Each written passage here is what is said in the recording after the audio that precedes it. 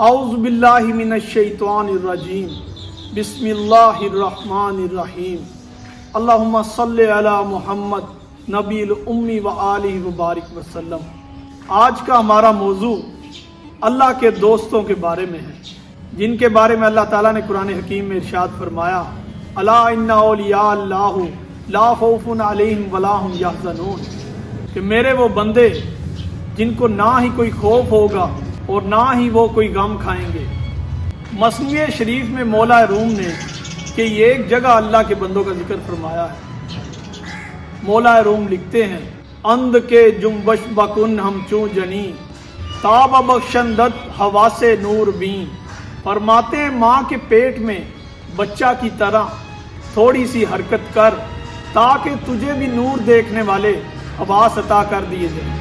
وز جہاں چو رحم بیرو می روی از زمین در عرصہ واسعہ شوی، فرماتے ہیں جب دنیا سے جو رحم مادر کی طرح ہے تو باہر آ جائے گا تو زمین سے تو ایک وسیع میدان میں پہنچ جائے گا جو اللہ تعالیٰ کا میدان ہے، وہ میدان جس کو قرآن حکیم میں اللہ تعالیٰ کی وسیع زمین کہا گیا ہے، اور جہاں انبیاء و اولیاء گئے ہیں،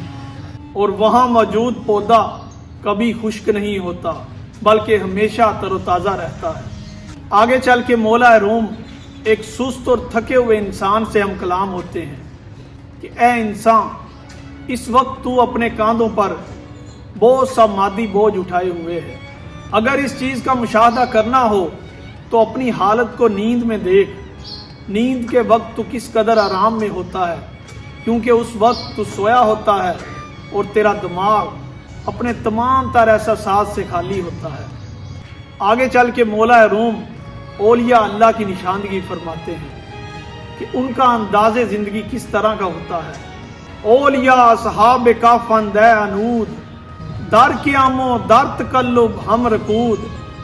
فرماتے ہیں دنیا والو، اولیاء اللہ اصحاب کہف کی طرح ہیں جو قیام اور چلنے پھرنے کی حالت میں بھی سوئے ہوئے ہوتے ہیں۔ ان کو اللہ تعالیٰ افعال میں بے تکلف کھینچتا ہے، کبھی دائیں جانب کبھی بائیں جانب۔ گر تو بینی شاں بدشواری دروں نیست شاں خوفے ولا ہم یحزنون، فرماتے ہیں اگر تو ان کا کسی وقت مشاہدہ کرے تو تو دیکھے گا نہ ہی ان کو کوئی خوف ہوتا ہے اور نہ ہی یہ غمگین ہوتے ہیں، بلکہ یہ دونوں کیفیات دنیا میں پھنسے ہوئے لوگوں سے ظاہر ہوتی ہیں، جبکہ اللہ والے غم اور خوف سے عاری ہوتے ہیں۔ گر صدایت بشنو اند خیر و شر ذات کے باشد زی ہر دو بے خبر، بلاخر مولا روم فرماتے ہیں کہ جب تم پہاڑ کی جانب کوئی صدا دیتے ہو تو ایک آواز تم دیتے ہو اور ایک آواز لوٹ کر تمہاری جانب آتی ہے، جبکہ پہاڑ ان دونوں آوازوں سے بے خبر ہے، نہ ہی تو اس کو تیری آواز سے کوئی سروکار ہے اور نہ ہی اس آواز سے جو پلٹ کر تیری جانب آئی ہے۔ ان تمام تر اشعار کو بیان کرنے کا مقصد مولا روم دنیا والوں کو یہ پیغام دے رہے ہیں کہ اللہ والوں کی مثال اصحاب کہف کی طرح ہے، جن کا واقعہ قرآن حکیم میں سورہ کہف میں ملتا ہے۔ اصحاب کہف اللہ تعالیٰ کے وہ خاص بندے جنہوں نے اللہ تعالیٰ کی وحدانیت کا اقرار کیا اور ایک غار میں پناہ لے لی۔ اس کے بعد اللہ تعالیٰ نے ان کے اوپر غنودگی طاری کر دی۔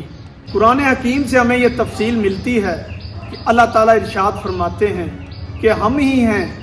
جو ان اصحاب کی کروٹوں کو بدلتے ہیں، کبھی ہم ان کو دائیں جانب جبکہ کبھی بائیں جانب حرکت دیتے ہیں۔ اس کے علاوہ ہم ہی ہیں جو سورج کو اس غار کے کبھی دائیں جانب اور کبھی بائیں جانب پھیر دیتے ہیں، اور یہ سب ہمارا ان کے اوپر انعام ہے کہ وہ اس دنیا میں رہتے ہوئے ہماری یاد میں فنا ہو گئے۔ مولا روم اللہ والوں کو انہی اصحاب کہف کے ساتھ تشبیہ دیتے ہیں، فرماتے ہیں اولیاء اللہ بھی اصحاب کہف کی طرح ہمہ وقت نیند کی حالت میں ہوتے ہیں، یہ چلتے پھرتے بھی خوف اور غم سے آزاد ہوتے ہیں، جبکہ ان کے برعکس دنیا والے خوف اور غم سے اسی وقت آزاد ہوتے ہیں جب وہ سوتے ہیں۔ نیند کی حالت میں ان کے اوپر کوئی پریشانی اور غم نہیں ہوتا، حالانکہ